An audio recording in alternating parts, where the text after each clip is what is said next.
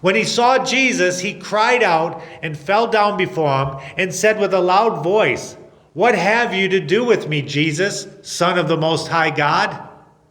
I beg you, do not torment me." For he had commanded the unclean spirit to come out of the man. For many a time it had seized him.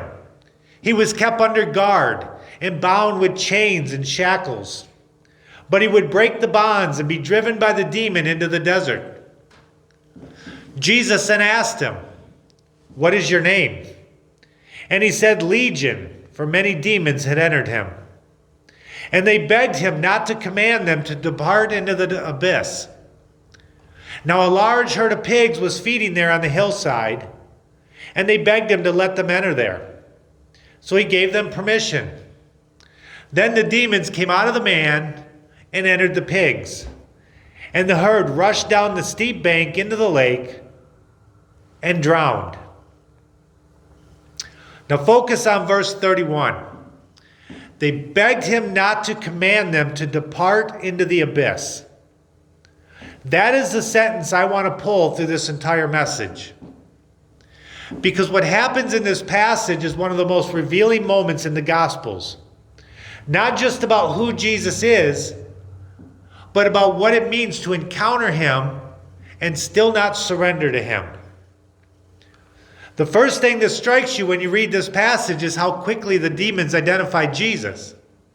There was no introduction, no teaching, no miracle performed to establish his credentials.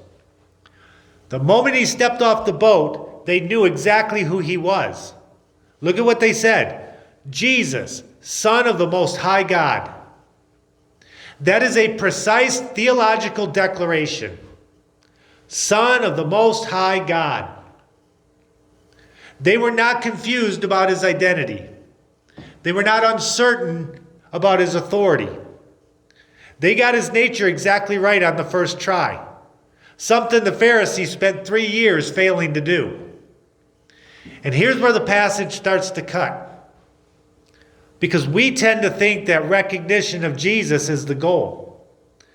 If we can just get people to understand who he is, to grasp his identity, to affirm the right things about his nature, then we've done the work. But the demons blow that assumption apart entirely. They recognize Jesus perfectly. They had better theology in that moment than most people in the crowd that were watching. And it didn't matter.